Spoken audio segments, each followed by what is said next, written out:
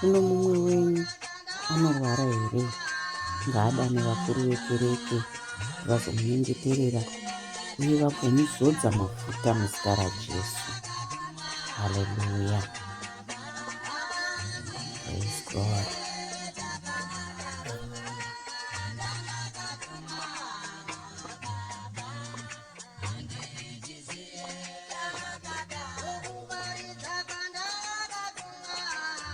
Iye akati kwavari, mwanasikana, kutendeka kwako kwakuporesa.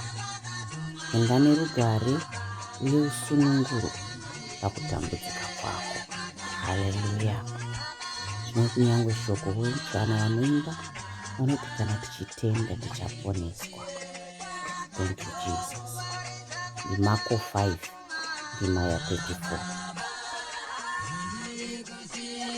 Naizvozvo reurirai zvivi zvenyu mumwe kuno mumwe uye munyengetererane kuti mugoporeswa. Munyengetero womunhu akarurama une simba uye unoshanda. Hallelujah. Praise God. Thank you Jesus. Uyu ndiJakobo 5 ndima ya16.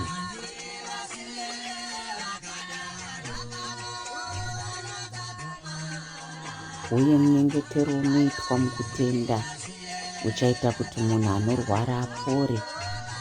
Ishe achamumutsa. Kana akatadza acharegererwa. Hallelujah. Praise God. ndiJakobo 5 ndima ya15. Thank you Jesus.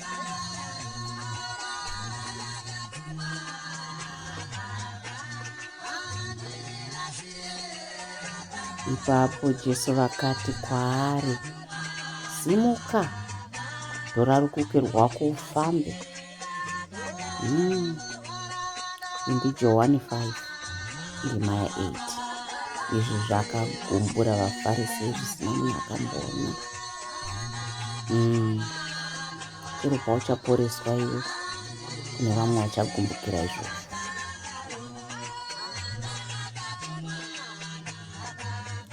Iye pachake akatakura zvivi zvedu mumuviri wake pamuti, kuitira kuti isu tife kuzvivi tigorarama zvakarurama. Namavanga avo Jesu takaporeswa. Ndi 1 Petro 2 verse 24. Hallelujah. Thank you Jesus. Zvinotiziva pauri ipapo kuti hakuna mumwe munhu anokuda kudarika Jesu. Vakatakura marwadzo ako ese vakarovera pamuchinjikwa. Tambanudzai ruoko rwenyu kuti muporese uye muite zviratidzo nezvishamiso kuburikidza nezita raJesu muranda wenyu mutsvene. Haleluya.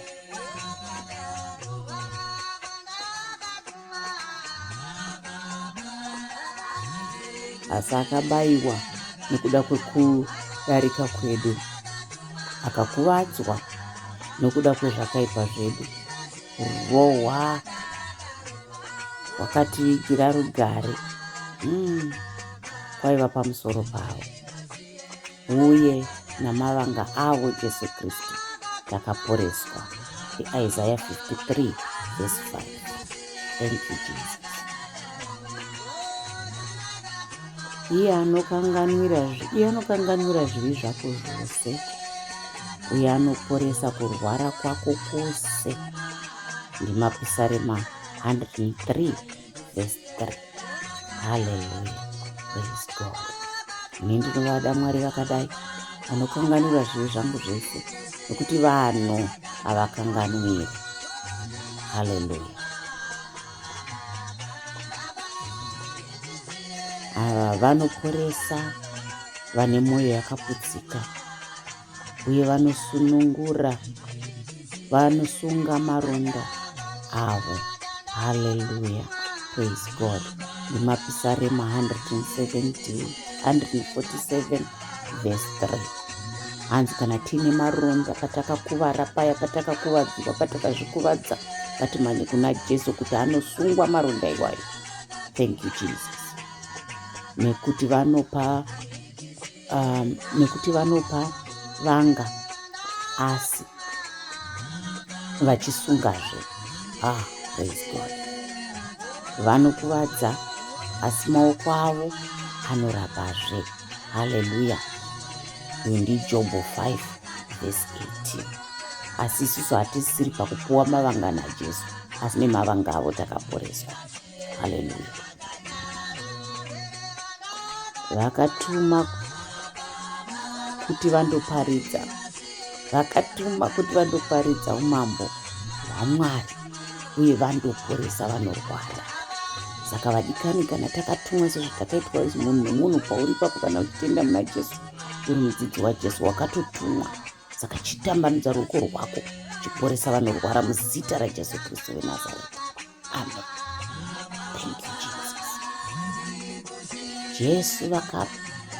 Jesu vakapota neGarirea rose vachidzidzisa mumasinagoge avo, vachiparidza nhau dzakanaka dzoumambo uyu, vachiporesa hosha dzose neurwere hwose pakati pavo.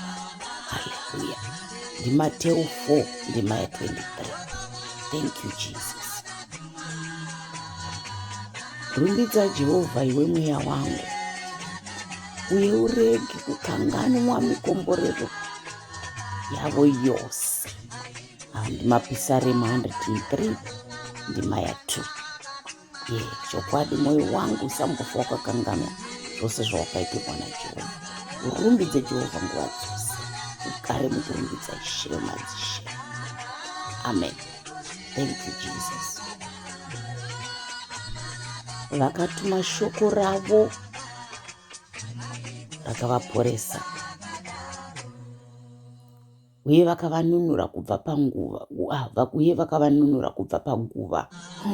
Oh my God, ndinoda Mwari vakadai.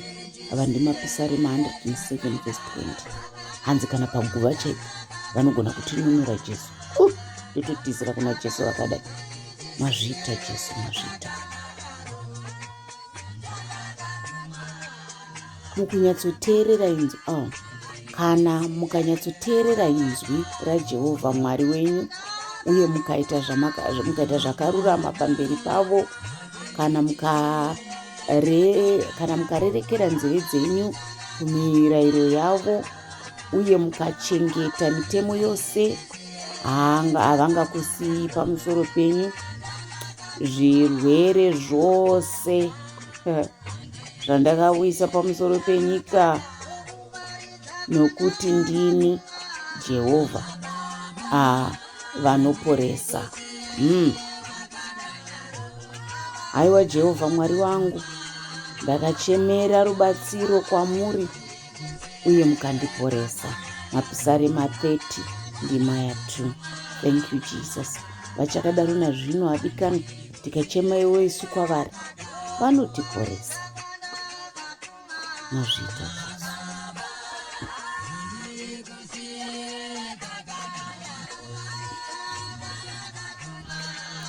Zviro kwazvo vakatakura matenda edu, uye vakatakura kurwadziswa kwedu, asi isu takafunga kuti vakarohwa naMwari, akarohwa naye uye akarwadziswa. Haleluya. Isaiah 53 verse 4. Thank you Jesus. Asi ndichakudzorerai pautano, uye ndichaporesa maronda ako, ndizvo zvinotaura Jehovha Ishe wedu. Nekuti iwe wakanzi murashwa, Zioni zvaro risina ane hanya naro. Varikweri vakaraswa pakati pedu. Zioni yakangokandirwa kwakadero, isina anorangarira. Jesu vati ndiri pano, ndinokurangarira, ndichaita kuti zvese zvikunakire zvakare. Thank you Jesus. Haiwa Jehovha, ndiporesei ipapo ndichaporeswa, ndiponesei ipapo ndichaponeswa, nekuti imi ndimi wandinorumbidza. Haleluya. Jeremiah 17:14. Vadikani tinogona here kumira pamberi paMwari tichitaura mashoko iwayo kuti imi ndimi mega wandinorumbidza. Ngatirasei zvimwe zvimwari, titarise kuna Mwari vari kumusoro kudenga tikuporeswa. Mazvita Jesu. Izvi zvaizadzisa zvakanga zvakataurwa kuburikidza nomuprofita Isaya zvichinzi, akatakura utera hwedu hwose uye akatakura zvirwere zvedu zvese. Zvakazonyorwazve muna Matthew 8:17. Yakutifungisa kuti Jesu ndivo vakatakura, ndivo nazvino vanotakura utera hwedu nemarwadzo edu ose, ande tinozviturira zvose pamberi pavo vadikana. Mazvita Jesu. Nekuti upenyu kuna avo vanoawana uye neutano kumwiri wose wemunhu. Zvinotowanikwa kuna Jesu, upenyu neutano kumuviri wose. Saka iwe chii ipati ipi yemuviri wako isina utano? Ndanayo kuna Jesu, vanoipa utano muzita raJesu. Zvirevo 4:22. Anodzikinura upenyu hwako kubva pagomba uye anokushongedza korona yorudo netsitsi. Haleluya. Ndo yatinodai naPisarema 103:4. Hanzi tinopfekedzwa korona yetsitsi nerudo. Ndinoidai, ndinoiwe ndikana. Muzvita Jesu. Muzvita.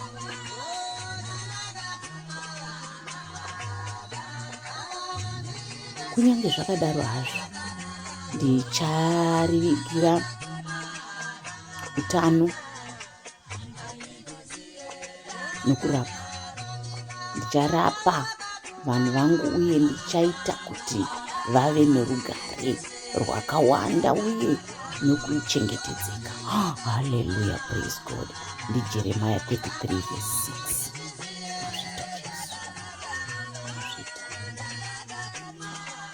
Ava madekwana vazhinji vakanga vakabatwa namadhimoni, vakauyiswa kwavari uye vakadzinga mweya iyoyo neshoko, vakaponesa vose vairwara. Saka kuporeswa kuri mushoko nai. Mazvita Jesu. Ndi Matthew 8:16. Thank you Jesus. Izvi zvichava utano pamuviri wako uye nokusimbiswa kwamapfupa ako. Haleluya. Zvose zviri muna Jesu zvichava kuponeswa kwako, kusimbiswa kwemapfupa ako. Varipo here vane mapfupa ari kutsvaga kusimbiswa panguva ino? Endai nawo kuna Jesu. Zvirevo 3:8.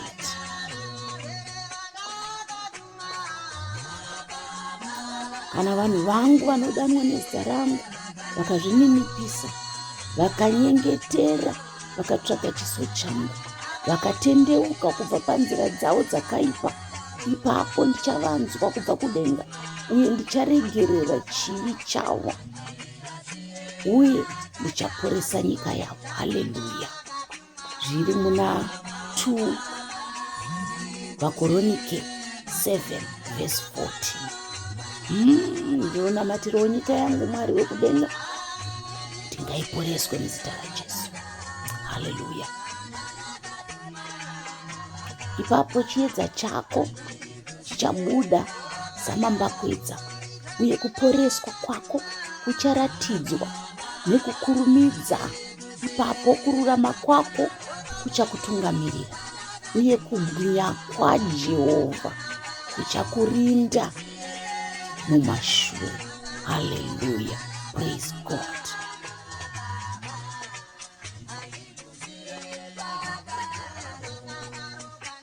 Namatai Jehovha Mwari wenyu, uye ipapo maropafadzwa, uye ipapo maropafadzo ake achava pane zvekudya zvenyu nemvura yenyu.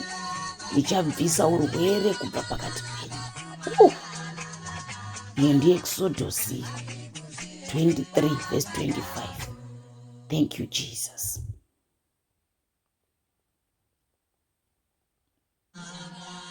Akati anzwa nezvaJesu akauya mushure make mukati mevazhinji, uye akabata nguo yake, nekuti akati mumwoyo make, kana ndikangobata nguo dzake ndichaporeswa. Pakarepo tsime reropa rake rakapwa, uye akanzwa mumwiri make kuti anga asunungurwa kubva pakutambudzika kwake. NdiMark 7 verse 27 kusvika 29. Mukadzi uya aibuda ropa uya akangorangarira. Iwe uri kurangarira chii chingakuponesa nhasi? Rega kupedza nguva mudikani uchirangarira zvinhu zvisina maturo. Zuva rakati robuda, vanhu vakauya kuna Jesu navose vakanga vana marudzi akasiyana siyana ezvirwere. Vakaisa maoko avo pamusoro pomumwe nomumwe wavo vakavaporesa. Hallelujah. Saka we just need the hand of Jesus Christ to be healed. Hallelujah. Thank you Jesus. Uyu ndiLuka 4 ndimaya 40. Mazvita Jesu. Kuno mumwe wenyu unotambudzika here? Ngaanyengetere. Kuno mumwe anofara here? Ngaaimbe nzimbo dzokurumbidza. Jacobo 5 verse 13. Haikona kuti kana wafarisa uchipota uchiimba kuti hosana nhamo dzandimomotera, hosana dzinokumomotera zveshuwa. Zvanzi kana wakafara imba nzimbo dzekurumbidza. Praise God. Thank you Jesus. Mudikana, ndinonyengetera kuti uve neutano hwakanaka, uye kuti zvose zvikunakire, kunyangwe sokufara kumweya wako. Haleluya, haleluya. Kumweya wako uchifara, kuzvese zvese zvichikunakira. Ndinonyengetera munamato wakadai kunemi vanotenda. Ndinonyengetera munamato wakadai kuti zvikunakire muzita raJesu. NdiJohn 3. Saka Jehovha achamuraramisa pahondo yake yourwere, uye uchamuporesa pahondo yake yourwere. Mapisarema 41 verse 3. Mazvita enyu Jesu. Hanzi pahondo yako yese, pahondo dzangu dzese mudikana, Jehovha vakatogadzirira izvozvi kutiporesa, kutiyambutsa kubva padziri. Ngatimanyire kwavari ivo vasangane nesu. Mazvita Jesu. Mukuru wezana akapindura akati, Ishe, handina kukodzera kuti imi mupinde mumba mangu, asi ingotaurai chete shoko, uye muranda wangu achapora. NdiMatiyo 8 verse 8. Kutenda kwakadai. Zvino isi tinotambudzika tichikwira makomo, tichiyambuka nzizi, tichida kutosvika pamunhu waMwari wacho yeye. Hanzi ngavatume shoko bedzi rinoporesa vanorwara. Thank you Jesus. Uye kana mweya waive akamutsa Kristu, waiva mweya wakamutsa Kristu kubva kuvakafa uchigara mauri, uchigara mandiri, iye akamutsa Kristu kubva kuvakafa achipawo upenyu kumuviri wangu nemuviri yenyu inofara kubudikidza nomweya wake unogara mauri. Haleluya. Hanzi iwo mweya wakamutsa, simba rakamutsa Kristu riya ndo simba rakaiswa matiri rinomutsa nyama dzedu kudai. Thank you Jesus. Urwere uchitoenda ipapo Jesu akati kumukuru wezana, enda, zvichaitika sekutenda kwawaita. Muranda wake akabva apora panguva iyoyo. Mateyo 8 verse 13. Zvino iwe uri kutendei? Chauri kutenda ichocho chichakuporesa here? Cheta zvese. Rega kutenda mumadziteteguru, rega kutenda mumabira, rega kutenda kune vakafa. Tenda muna Jesu akafa akamuka. Haleluya. Jesu akatendeuka, akamuona, ndokubva ati kwaari, tsunga moyo mwanasikana, kutenda kwako kwakuporesa. Haleluya. Mudzimai uyo akabva aporeswa pakare ipapo. Zviri muna Mateyu 9 verse 22. kutenda bedzi, kutenda vadikana. Hapadiwi mari apa, hapadiwi mbudzi, hapadiwi mombe. Zvanzi kutenda chete muna Jesu kunoporesa. Ipapo akabata meso avo uye akati, maererano nokutenda kwenyu ngazviitwe kwamuri. NdiMateo 9:29. Zvino Jesu pavangonamatira mapofu zvikanzi munotenda here kuti ndinogona kuita izvi? Zvikanzi kunge tinotenda mambo. Zvikanzi sokutenda kwenyu ikoko ngazvikuitirwe. Zvino iwe ukapuwa zvauri kutenda mazviri zvinokubatsira here mudikani? Rega kungotenda kuzvinhu zvese, tenda muna Jesu. Jesu akatambanudza ruoko rwake akabata murume uya akati, ndinoda chinatswa. Pakarepo hanzi ndinoda chinatswa. Pakarepo akabva aporeswa. Maperembudzi ake akabva atama ipapo. Iyi ndiMateo 8:3. Zvino kana Jesu achigona kutaura shoko rinopedza maperembudzi chete nekutenda kwemunhu, chii chingakona pauri? Nekuti akati mumwoyo make, kana ndikangobata nguo dzake ndichaporeswa. Marko 5:28. Tadzoka futi pamukadzi uya aibuda ropa risingagumi kwemakore 12. Kwewe dambudziko rako ragara zvakadii? Unofunga here kuti ragarisa zvokuti Jesu havacharigona? Mudikani, Jesu zvagarisa izvozvo zvavanotoda. Ndo zvavanotoda izvozvo. Inda nazvo pamberi pavo uzvipe kwavari, unoporeswa nezita raJesu. Naizvozvo ndinoti kwamuri, zvose zvamunokumbira muchinyengetera, tendai kuti mazvigamuchira uye zvichava zvenyu. Marko 11:24. Kutenda hama. Papoindi yauri kunamata, panguva yauri kunamata, iyo yauri kukumbira kuna Mwari, chitenda kuti Mwari vatondipa. Wochiva panguva zvino kuti zvichibva mumweya zviuye munyama, then unozova nazvo nezita raJesu. Hallelujah. Thank you Jesus. Jehovha ari pedyo nevane mwoyo yakaputsika uye vanoporesa avo vakapwanyika pamweya. Vanozvitutumadza vaya, vanozviti tisu, vanoita zvokusarespekta Mwari pakukumbira kwavo, vanorasa moyo, vanorasa tariro mumatambudziko avo, hanzi ngavarege kutarisira chinhu kubva kuna Mwari vedu vari kudenga. Zviri muna Psalm 34:18. Thank you Jesus. Hanzi mashoko anotaurwa nekusarangarira anobaya somunondo, asi rurimi rwomunhu akachenjera runoporesa vadikano. Zvirevo 12:18. Saka pari kutaurwa kunzi iva nehanya nematauriro aunoita kune vamwe, nekuti mashoko ako anogona kudhemeja munhu, kukuvadza munhu chaizvo. Asi ukasarudza hako kuva munhu ane unyoro, mashoko ako anoporesa. Thank you Jesus. Ipapo akati kwaari, simuka uende, kutenda kwako kwakuporesa. Vadikani, zvakanaka sei kuti Jesu vakutaurire mangwanani ano kana masikati ano kana madekwana ano, nguva whatever time it is pauri ipapo, kuti Jesu vari kuti kutenda kwako ikoko kwakuporesa, chisimuka uende. Hazvina mhosva kuti wanga wakagara pai kana kuti wakagara ponguva yakadii. Zvanzi sumuka nekutenda uende. Thank you Jesus. Akasvikoti, Ishe, muranda wangu arere kumba, akafa mitezo uye ari kurwadziwa zvikuru. Jesu akati kwaari, ndichauya ndomuporesa. Asi zvinonzi uyu murume uyu anga ine kutenda kwakanyanya chaizvo, ari muna Mateo 8:6-7. Akati, aiwa mambo, hamukodzeri kutsika mumba mangu, ngotaurai shoko anopora. Ngative nekutenda kwakadero. Jesu akati apinda mumba maPetro, akasvikowana mai vomukadzi waPetro varere vachirwara nefivha.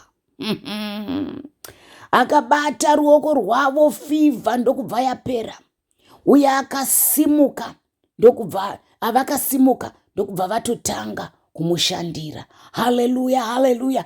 Variko here vakapedzwa fivha dzavo? Variko here vakarapwa naShe? Zvanzi chitangai kushandira She yezvino, She akakurapai nezita raJesu. Jesu vakati, enda hako, kutenda kwako kwakuporesa. Pakarepo meso ake akasvinudzwa, uye akatevera Jesu munzira. Haleluya. NdiMark 10:52. Zvino iwe unotevera ani? pawakaporeswa naJesu wakatanga kuteverani, wakadzokera muzvinhu zvako here? Dzokazve kuna Jesu. It's not too late. Praise God. Pamunoenda muparidze muchiti, umambo hwokudenga hwaswedera. Poresai vanorwara, mutsai vakafa, natsai vaya vana maperembudzi, dzingai madhimoni, makagamuchira pasina muripo, chingopaiwo pasina muripo. Haleluya. Matiyo 10 verse 7 to 8. Ndiwo uri kutumwa. Chirega kuti wasangana nemadhimoni otanga kudana futi kuti Mwari, honai madhimoni ari pano. Zvanzi iwe chinda unodzinga madhimoni iwayo muzita raJesu. Haleluya.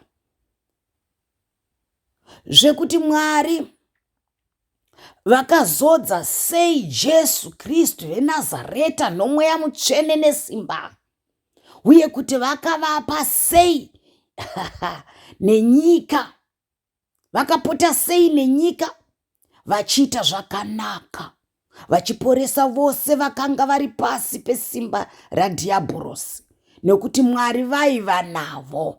Zvino isu ngatifambewo naJesu vacho, tinoporesawo vanenge vari muna dhiabhorosi nezita raJesu. Mabasa 10 verse 38. Saka murume akavatarira achifunga kuti achapiwa chinhu navo. Ipapo Petro akati, sirivhera nendarama handina, asi chandinacho ndinokupa nezita raJesu weNazareta, simuka ufambe. Mabasa 3 verse 5 to 6. Neniwo vadikani, panguva ino handizivi chawakabata, handizivi chauri kutarisira kupiwa nevanhu kana naMwari. Ini ndinoti handina chimwe chandinogona kukupa, chandinokupa bedzi panguva ino. Ndinoti nezita raJesu ngazviitwe kwauri maererano nokutenda kwako. Haleluya. Nekutenda muzita raJesu, munhu uyu wamunoona uye wamunoziva asimbiswa izita raJesu, uye nokutenda nokuuya kuburikidza naye kwauyiswa kuporeswa uku kwaari, sezvo munoona imi mese. Mabasa 3 verse 16. Zvino vanga votsanangurira vaya vaiti ngaurayiwe, zvikanzi iye wacho makati ngaurayiwe iye nezita rake, ndo raita mabasa ese amunoona apa. Praise God. Haleluya.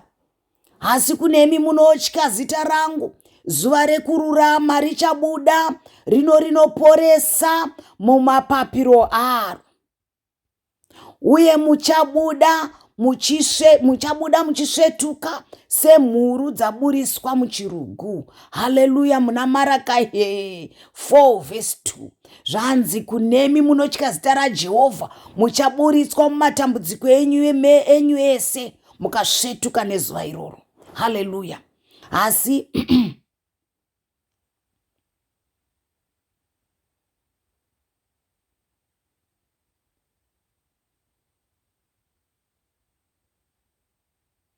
praise God. Praise God. Saka muzita raJesu mune mapapiro anoburitsa kupora. Praise God. Ndinzwirei ngoni Jehovha, nekuti ndakava kuziya. Haiwa Jehovha, ndiporesei, nekuti mapfupa angu ava kurwadza. Haleluya. Mapisarema 6 verse 2. Kwaona munhu warwadziwa zvikurwadziwa nemabhonzo, wasvika pakurwadziwa. Asi Jehovha vanoti ukadana kwandiri ndinopedza zvese izvozvo. Ipapo vakachema kuna Jehovha pakutambudzika kwavo, uye akavaporesa pakutambura kwavo. Akatuma shoko rake, uye akavaporesa, akavanunura kubva paguva. Haleluya. Ndimapisarema 107 verse 19 to 20. Iwe uri kuda kuponeswa kubva kuchii mudikani? Dana kuna Jesu. Mumwe murume aiva nemaperembudzi akauya akasvikopfugama pamberi paJesu akati, Ishe, kana muchida munogona kundinatsa. Jesu akatambanudza ruoko rwavo, vakabata murume uya vakati, ndinoda, chinatswa. Pakarepo akabva aporeswa maperembudzi ake. Haleluya. Mateo 8:2-3. Ko iwewo chi? Haikunongoramba uchingoti munoda here? Kana muchida henyu Mwari vatotaura, Jesu vatotaura kuti ndinoda. Saka chikumbira une kutenda. Haleluya. Ipapo akati kwaari, mwanasikana, kutenda kwako kwakuporesa, enda nerugare. Ndinavo here sista vari kurwara? Ndinavo here sista vari kutsvaga? Ndinaye here mudikanwi ari kutsvaga? Zvanzi mwanasikana, kutenda kwako kwakuporesa, enda nerugare. Ndiluka 8:48. Praise God. Uye zviratidzo izvi zvichatevera vanotenda. Vachadzinga mweya yakaipa muzita rangu, vachataura ndimi itsva, vachabata nyoka namaoko avo, uye kunyangwe vakanwa chinochetura, vakanwa muchetura unouraya, haungavakuvadzi. Napaduku kana nepaduku chaipo, vachaisa maoko avo pamusoro pavarwere, uye varwere ivovo vachapora. Saka zvinoda kutenda. Chiziva kuti wauri kuenda kuti akubate musoro ari kutendei. Haleluya. Uye pakanga pano mukadzi aiva nechirwere chekubuda ropa kwamakore 12. Saka iwe chirwere chako ichi chagara zvakadii? Nekuti 12 chakachepa panguo yaJesu chete, kwete paruoko rwavo. Chakachepa panguo yaJesu. Jesu didn't have to even touch the woman. Asi yakangobata nguo yaJesu and it was done.